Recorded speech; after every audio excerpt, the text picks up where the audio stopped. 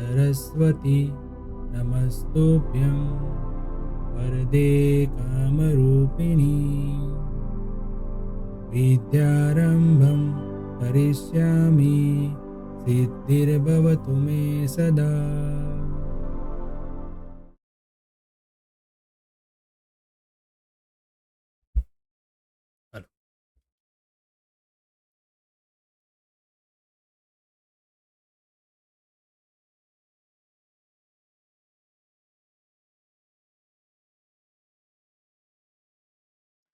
Hello friends, welcome to Mantra e learning.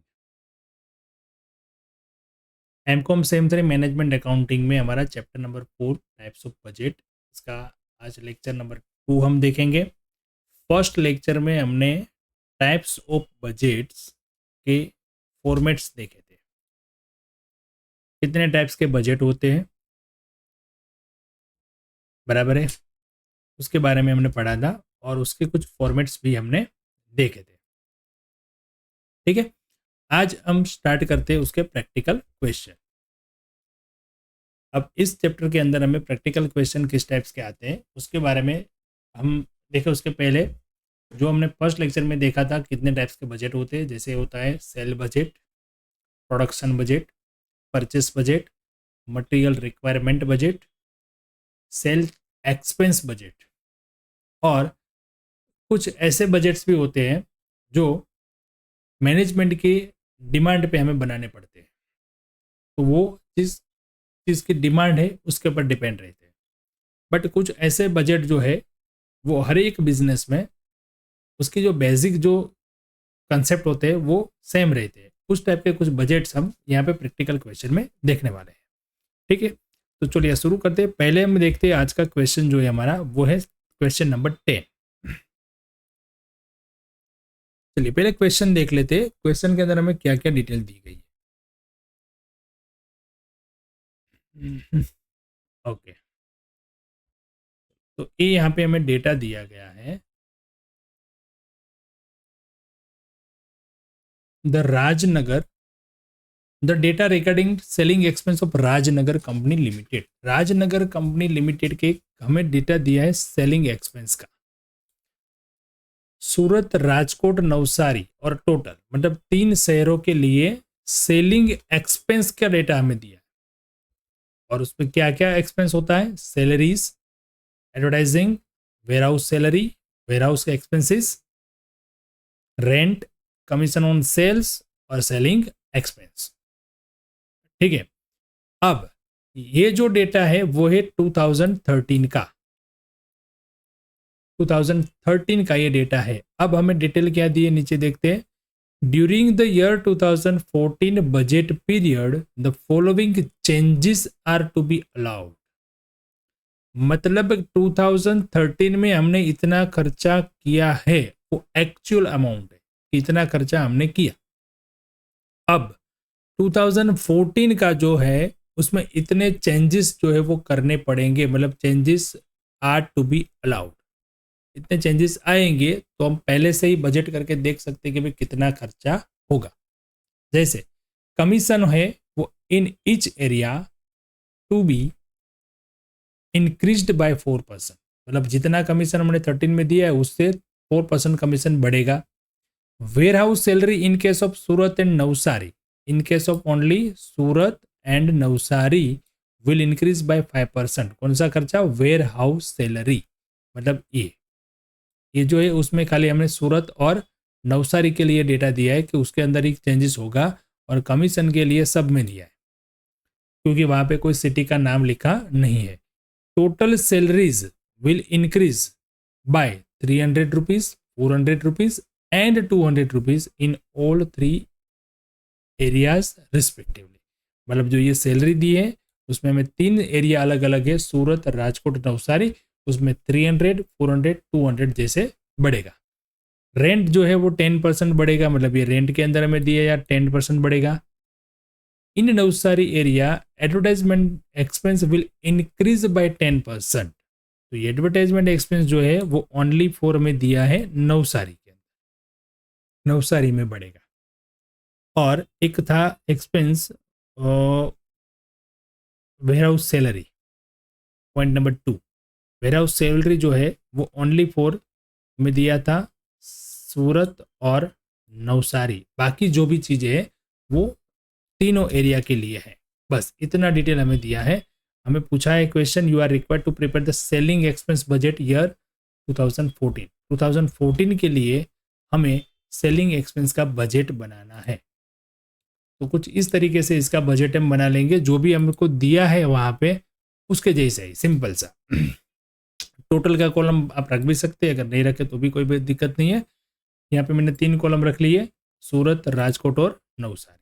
सबसे पहला commission on cell, क्योंकि नीचे मुझे दिया था पहला जो चेंजेस होता है वो, जो मैं यहाँ पे चेंजेस होता है उसको मैं पहले लिख लेता हूँ। तो यहाँ पे मुझे दिया है कमीशन ऑन सेल, जो हर एक एरिया में 4% से बढ़ेगा। तो मैंने सबसे पहले यहाँ से उठाया कमीशन ऑन सेल, ये वाला, और जो था 8000 उसमें मैंने 4% प्लस कर दिया, तो आ गया 8320। अब दूसरा जो है वो उसका है 6000, उसमें भी 4% ऐड कर दिया, तो 6240। अब तीसरा जो है उसका अमाउंट है 7000, तो उसको मैं 4% प्लस कर दिया, इंक्रीज है तो प्लस कर देंगे, तो 7280। बस ठीक है, तो ये हो गया commission on sale. Next point जो है वो warehouse salary. Warehouse salary के अंदर देखे तो सूरत और नवसारी में 5% बढ़ेगा। तो सूरत का जो वेयर हाउस सैलरी था वो था 7000, उसमें 500 मैंने प्लस कर दिया, तो मिल गया 7350। अब राजकोट में कुछ नहीं है चेंजेस, तो उसमें जो था वही लिख देंगे, 8000 था तो 8000 ही लिख देंगे, यहाँ पे कुछ चेंजेस नहीं करना है। इसका मतलब ये नहीं कि होगा ही नहीं, जिसमें चेंजेस दिया है उसमें चेंजेस होगा, अगर जिसमें चेंजेस नहीं है तो वो एज इट इज रहेगा, उसमें कुछ प्लस माइनस करेंगे नहीं। अब यहाँ पे 6000 था, उसमें 5% प्लस कर देंगे तो 6300 हो जाएगा। ये दोनों में चेंजेस हुआ। नेक्स्ट पॉइंट आएगा अभी सैलरीज। सैलरीज में कुछ नहीं करना है, 300 प्लस कर देना है पहले में, यानी कि सूरत में था 3500 प्लस कर देंगे 300, तो 3800। दूसरा 400 था तो 4400, तीसरा था 200 तो 2700। सैलरीज भी कंप्लीट हो गई। उसके बाद रेंट के अंदर 10% बढ़ेंगे, तो रेंट का जितना भी खर्चा था यहाँ पे उसका हम 10% प्लस करके लिख देंगे। यहाँ पे देखो 10% प्लस करके लिख दिया। अब एडवर्टाइजमेंट के अंदर भी कल ही हमें बताया गया था कि नवसारी में बढ़ेगा 10%, तो एडवर्टाइजमेंट 2500 सेम रहेगा, और यहाँ पे 1000 है तो 1100 हो जाएगा 10% प्लस करके। अब जितने भी जो मैंने यहाँ पे टिक मार्क कर दिए वो सारी चीज़ें हमने लिख ली। तो बाकी कौन सा बचा, warehouse expense as it is लिख दो, उसमें कुछ चेंजेस नहीं। 4000, 5000, 3000, selling expense 6000, 8000, 4000 as it is, कोई चेंजेस नहीं। अब कर लेंगे इसका टोटल, बस खत्म। ये हो गया हमारा सेलिंग एक्सपेंस बजट। तो कुछ इस तरीके से हम देख सकते हैं कि भाई लास्ट ईयर जो था वो सूरत में हमारा 31,500 एक्सपेंस था, और अब 2014 में होगा 32,570। राजकोट में जो था वो 35,500 था, अब होगा 36,340। नवसारी में 24,700 था, अब होगा यहाँ पे 25,700। तो ये पहले से हमें पता चल गया कि इतना खर्चा होने वाला है, तो उसका हम कुछ भी कुछ किस तरीके से प्लानिंग करना है वो कर सकते। ठीक है, चलिए, ये ऑन डिमांड बजट होता है, बराबर। चलिए अब नेक्स्ट जो है क्वेश्चन देखते हैं हम, क्वेश्चन नंबर 1। अब यहाँ पे डिटेल दी है वो है prepare production budget for the year 13-14 for the following details of Ashok jute mills limited.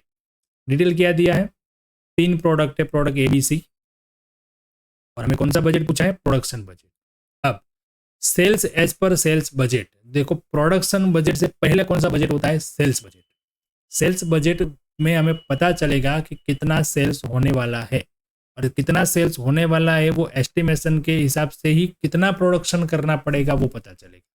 तो अगर आपको क्वेश्चन के अंदर प्रोडक्शन बजट पूछा है तो आपको सेल्स बजट की इंफॉर्मेशन दी होगी, तो ये सेल्स बजट के हिसाब से यूनिट है, कितना सेल्स होने वाला है, करना है सेल्स इतना, बराबर। अब स्टॉक दिया है, 1 जुलाई का स्टॉक ये है और 30 जून का स्टॉक ये है। 1 जुलाई 13 का स्टॉक ये है और 36/14 का स्टॉक ये है। अब यहाँ पे देखो आपको फाइनेंशियल ईयर पे नहीं जाना है कि भाई ये तो अप्रैल से शुरू होगा मार्च पे खत्म होगा, नहीं, उसको कुछ हमें लेना देना नहीं है। ये जो है हमें जिस पीरियड की डिटेल दी है उस पीरियड से हम करेंगे। देखो यहाँ पे ऊपर 13-14 दिया था, तो 13-14 का मतलब ये नहीं होता कि अप्रैल से शुरू होगा मार्च पे खत्म होगा, वो फाइनेंशियल अकाउंट की टैक्सेशन की बात है, वहां पे ये होगा। बट ये जो यहाँ पे मैनेजमेंट अकाउंटिंग है, कॉस्ट अकाउंटिंग है, उसके अंदर जिसे आपको जिस तरीके से डिटेल दी है उस तरीके से आपको डेटा मैनेज करना है। तो ये जुलाई से शुरू होता है ईयर और खत्म होता है जून को, कोई दिक्कत नहीं है। हमें उसको फिगर से मतलब है कि वो कितना अमाउंट आएगा, क्या आएगा, ये कहीं पे हमें बैलेंस शीट में और टैक्स में कहीं पे लिखना नहीं है, ठीक है। चलो, तो ये देखते हैं यहाँ पे सेल्स इतना होने वाला है, और ये हो गया हमारा ओपनिंग स्टॉक और ये हो गया हमारा क्लोजिंग स्टॉक। ये शुरू का है स्टॉक और ये क्लोजिंग स्टॉक, ठीक है। प्रोडक्शन बजट जो है वो ईयर 13-14 में यहाँ पे लिख रहा हूँ, पर 13-14 का मतलब यहाँ पे अप्रैल टू मार्च नहीं है, हमें जो डेट दी है उस हिसाब से हम लिखेंगे, ठीक है। चलिए, तो ये कुछ फॉर्मेट है उसका, हम यूनिट्स में भी लिख सकते हैं और रुपीज़ में भी लिख सकते हैं। पर्टिकुलर आ गया पहले, यूनिट में भी लिख सकते हैं और रुपीज़ में भी लिख सकते हैं। अब क्या लिखेंगे, सबसे पहले यहाँ तो 3 प्रोडक्ट जो है वो A, B, C। Production budget का मतलब क्या होता है समझिए। प्रोडक्शन बजट का मतलब ये होता है कि हमें कितना प्रोडक्शन करना पड़ेगा, एस्टिमेटेड प्रोडक्शन, ठीक है। सबसे पहले तो मैं लिखूंगा यहाँ पे सेलिंग यूनिट, कितना मुझे सेल करना है, बराबर। ये यूनिट है तो यहाँ पे रुपीज़ हम निकाल देंगे, रुपीज़ लिखना नहीं है, ये फॉर्मेट से सीधा मैंने कॉपी पेस्ट किया तो आ गया है, आपको खाली यहाँ पे यूनिट से लिखना है। ABC, उसके यूनिट 625, 4,10,000, 750। अब इतना सेल करना है तो मेरे पास जितने यूनिट है उतना तो मुझे प्रोडक्शन करना नहीं है, और जितने यूनिट मुझे स्टॉक में रखने हैं उतना मुझे स्टॉक प्रोडक्शन ज़्यादा करना पड़ेगा। तो उस हिसाब से हम देखें तो यहाँ पे क्लोजिंग स्टॉक जितना मुझे रखना है स्टॉक में उतना मैं प्लस कर दूंगा। पहले हमारा फॉर्मेट भी यही था, प्रोडक्शन बजट जो है उसमें क्या होगा, sales plus closing minus opening. तो क्लोजिंग स्टॉक मैंने यहाँ पे प्लस कर दिया। अब ग्रोस रिक्वायरमेंट, अब मुझे कितना बनाना पड़ेगा, 6,45,000। अगर मुझे 625 बेचना है और 20,000 मेरे स्टॉक में रखना है तो मुझे प्रोडक्शन करना पड़ेगा 6,45,000 यूनिट्स। बट मेरे पास ऑलरेडी ओपनिंग में पड़े हैं 15,000, 22,000 और 60,000। तो अब मुझे कितना बनाना पड़ेगा, 6,30,000, 448 और 720। बस खत्म, ये हो गया प्रोडक्शन बजट। फॉर्मेट आपको ये याद रखना है कि भाई प्रोडक्शन बजट है तो उसका फॉर्मूला आप समझो या उसका फॉर्मेट समझो, selling unit plus closing minus opening, तो हो गया प्रोडक्शन बजट। क्वेश्चन नंबर 2 इसके पर ही डिपेंड है, इसलिए हम कंटिन्यू करते हैं उसको भी। देखो, अब यहाँ पे दिया है कि फ्रॉम द प्रोडक्शन बजट, मतलब कि जो हमने क्वेश्चन 1 में बनाया वो प्रोडक्शन बजट के ऊपर से गिवन अबो प्रिपेयर मटेरियल रिक्वायरमेंट बजट। क्या बनाना है, मटेरियल रिक्वायरमेंट बजट। अब देखो सीक्वेंस में चलता है, सबसे पहले डिसाइड किया सेल्स कितना करना है, उसके बाद देखा कि प्रोडक्शन कितना करना पड़ेगा। अब प्रोडक्शन के लिए क्या लगेगा, रॉ मटेरियल। तो रॉ मटेरियल रिक्वायरमेंट बजट बनेगा पहले कि कितना रॉ मटेरियल रिक्वायरमेंट रहेगा, ठीक है। अब कितना कंजप्शन दिया यहाँ पे, देखो ये डिटेल जो है वो बहुत ही इंपॉर्टेंट है, ये ध्यान में रखना आपको। द कंजप्शन फॉर मटेरियल पर 10,000 यूनिट इज एज फॉलोज। आपको कंजप्शन दिया है पर वो कंजप्शन एक यूनिट का नहीं है, आपको ऊपर डिटेल दी गई है कि 10,000 यूनिट बनाने के लिए कितने यूनिट लगेंगे, वो डिटेल नीचे मुझे दी है। अब ये डिटेल को कैसे पढ़ना है वो भी समझ लीजिए। रॉ मटेरियल कितने टाइप के, एक्स वाई जेड, 3 टाइप के रॉ मटेरियल है। हमारी प्रोडक्ट का नाम क्या है, ABC, मतलब ABC, वो 3 प्रोडक्ट बनाने के लिए 3 टाइप के रॉ मटेरियल की रिक्वायरमेंट है, और रॉ मटेरियल का नाम है XYZ। मतलब कि मुझे प्रोडक्ट A बनाना है तो मुझे A प्रोडक्ट बनाने के लिए इतने मटेरियल की रिक्वायरमेंट है, X का 5,000, Y का 6,000 और Z का 7,000 kg, यहाँ पे दिया है kg। कितना, 10,000 यूनिट बनाने के लिए, अगर मुझे 10,000 यूनिट ए के बनाने हैं तो यहाँ पे कंजप्शन दिया है, इसलिए मैं बोल रहा हूँ कि 10,000 यूनिट के लिए कंजप्शन दिया है। 10,000 यूनिट प्रोडक्शन करने के लिए ए के एक्स का 5,000 kg, वाई का 6,000 kg और जेड का 7,000 kg रिक्वायर रहेगा। उसी तरीके से बी का प्रोडक्ट बनाने के लिए, बी नाम की प्रोडक्ट बनाने के लिए हमें 10,000 यूनिट बनाने के लिए एक्स का 4,000 kg, वाई का 5,000 kg और जेड का 1,000 kg रिक्वायरमेंट रहेगी। उसी तरीके से सी प्रोडक्ट के लिए एक्स का 10,000, वाई का 4,000 और जेड का 2,000। अब इसका बजट कैसे बने, अब हमें प्रोडक्ट ए बी सी नहीं चाहिए, हमें प्रोडक्ट ए बी और सी के अंदर एक्स वाई जेड कितना चाहिए उसका बजट बनाना है। तो यहां पे आ गया रॉ मटेरियल, नॉट प्रोडक्ट। ठीक है। अब रिक्वायर फॉर प्रोडक्ट, रिक्वायरमेंट कितनी है, मतलब ए। अब ए जो है उसके कितने यूनिट बनाने थे हमें, प्रोडक्ट ए के कितने यूनिट बनाने थे, तो वो पता चलेगा हमें प्रोडक्शन बजट से। और हमें क्वेश्चन में दिया है कि गिवन अबो, तो देखो यहाँ पे प्रोडक्ट ए थे, उसके यूनिट बनाने थे 6,30,000, 4,48,000 और 7,20,000, तो ये यहाँ पे रिक्वायरमेंट है। अब चलिए 6,30,000 के लिए कितना लगेगा, तो ये कैसे निकला, देखो एक्स का 3,15,000 रिक्वायरमेंट, 3,15,000 kg रिक्वायरमेंट रहेगा, कैसे, तो यहाँ पे मुझे एक रेशो दिया था कि मुझे 10,000 यूनिट बनाने हैं, तो एक्स का 5,000 kg रिक्वायरमेंट रहेगी। तो 10,000 में मुझे 5,000 की रिक्वायरमेंट है और मुझे बनाने हैं 6,30,000, तो हाउ मच है 6,30,000। अब इसकी कैलकुलेशन कैसे हम करेंगे, तो इसकी कैलकुलेशन हम कुछ इस तरीके से कर लेंगे, 6,30,000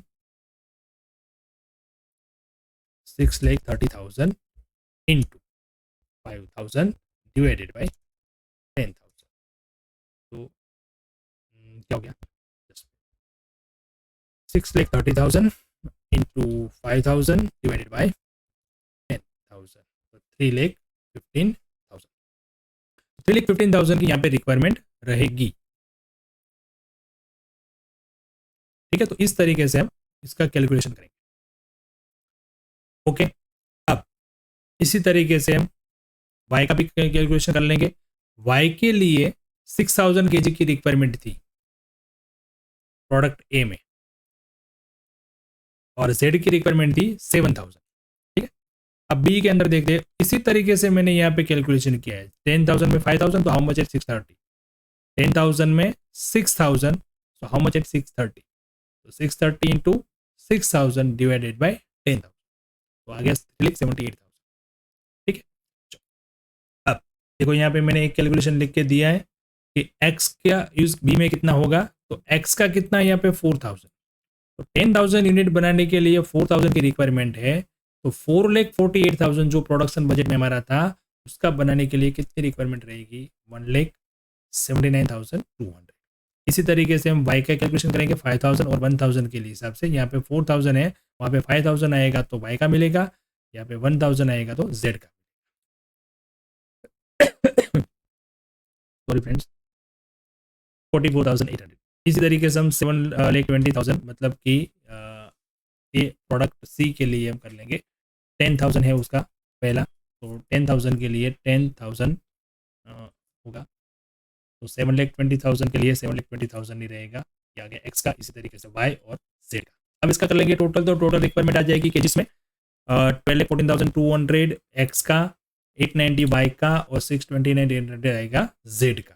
अब क्वेश्चन में हमें यहाँ पे प्राइस भी दिया है पर केजी, तो उसका हम रुपीज़ में भी निकालना है तो निकाल सकते हैं, उसको रेट के हिसाब से मल्टीप्लाई कर लेंगे, पहला 120 था, दूसरा 1 रुपीज़ और तीसरा 0.80, मल्टीप्लाई कर लेंगे, 14,57,040 रुपीज़ की रिक्वायरमेंट रहेगी, और 890 और 5,03,800 की रिक्वायरमेंट रहेगी प्रोडक्ट सॉरी मटेरियल जेड। तो ये बन गया हमारा raw material requirement budget. Clear है। अब इसके बाद भी एक बजट आता है, वो भी इसी क्वेश्चन में हमें दिया है, तो मैं वो भी कवर कर लेता हूँ यहाँ पे आपको, ताकि सीरीज वाइज कंप्लीट हो जाए। अब एक्स वाई जेड का भी ओपनिंग क्लोज और क्लोजिंग स्टॉक है, तो हमें पूरे स्टॉक की रिक्वायरमेंट नहीं रहेगी जितना हमने आगे के क्वेश्चन में देखा। देखो पहले देख लेते हैं prepare purchase budget. Purchase budget मतलब अभी क्या आया कि कितना परचेस करना पड़ेगा रॉ मटेरियल। देखो सबसे पहले कौन सा बजट बनता है, सेल्स बजट। सेल्स बजट में हमें मिलता है कि कितना प्रोडक्शन करना, सॉरी कितने सेल्स की रिक्वायरमेंट है, सेल्स की रिक्वायरमेंट है, उसके बाद बनेगा प्रोडक्शन बजट। प्रोडक्शन में पता चलेगा कि कितना प्रोडक्शन करना है। प्रोडक्शन बजट्स के बाद मिलता है मटेरियल की रिक्वायरमेंट बजट, कितना मटेरियल लाना पड़ेगा, रिक्वायरमेंट है वो पता चलेगा। अब कितना मटेरियल परचेस करना है उसके लिए purchase budget, material purchase budget, तो उसके लिए पहले हमारे पास रिक्वायरमेंट होनी चाहिए, और ओपनिंग और क्लोजिंग स्टॉक है, तो सिंपल सा बजट जो हमने प्रोडक्शन बजट बनाया था उसी हिसाब से यहाँ पे बनेगा। बट यहाँ पे ध्यान रखना है, यूनिट्स आएगा यहाँ पे, बराबर यहाँ पे आपको ध्यान में रखना है कि ओपनिंग और क्लोजिंग स्टॉक जो दिया है वही आपको यहाँ पे लेना है, एक्स वाई जेड। सबसे पहले रॉ मटेरियल की रिक्वायरमेंट जो हमने प्रोडक्शन नहीं पर ये हमने रिक्वायरमेंट बजट में लिया था वो, और यहाँ पे हमने केजिस जो है तो केजिस में ही लिखेंगे हम, बराबर। और रुपीज़ वाली कैलकुलेशन हमने ऐसे की थी क्योंकि हमें प्राइस दी थी, तो कितना रुपीज़ रिक्वायरमेंट रहेगी उसकी भी हम कैलकुलेशन कर सकते हैं। तो ये सीधा हम यहाँ पे रिक्वायरमेंट ले लेंगे, उसके अंदर प्लस कर देंगे क्लोजिंग स्टॉक। तो ये क्लोजिंग स्टॉक है 28, 30 और 34, तो इतना रहेगा हमारा रिक्वायरमेंट। ओपनिंग स्टॉक माइनस कर देंगे तो टोटल कितना केजीस आ जाएगा, इतना परचेस करना पड़ेगा। अब परचेस की प्राइस भी हमें दी थी आगे के क्वेश्चन में, तो उसको रुपीज़ में भी कन्वर्ट कर सकते हैं इस तरीके से। तो ये जो बजट है वो हम इस तरीके से बना सकते हैं, ठीक है। तो नेक्स्ट लेक्चर में हम इससे भी आगे के प्रैक्टिकल क्वेश्चन लेंगे। तब तक आप इस जो आज 4 क्वेश्चन जो कि उसका आपको खुद से प्रैक्टिस करना है, फॉर्मेट किस तरीके से बनाना है वो भी आपको प्रैक्टिस करना है। देखो आपको एग्जाम के अंदर लिखना है, तो लिखने की प्रैक्टिस आपको करनी है। यहाँ पे देख लिया बहुत अच्छा लगा, समझ लिया बहुत अच्छा लगा, पर जब तक देखा तब तक। अब इसका आप नोट्स नहीं बनाओगे, बुक्स नहीं बनाओगे, एग्जाम में फिर वो आप लिख सकेंगे नहीं। तो आपको अच्छे से इसकी नोट भी बनानी है, ताकि जब भी आपको एग्जाम के टाइम भी देखना हो तो आप आराम से देख सके, रिविजन कर सके। और जैसे यहाँ पे मैंने कॉलम बनाए है उसी टाइप के कॉलम बनाने की प्रैक्टिस भी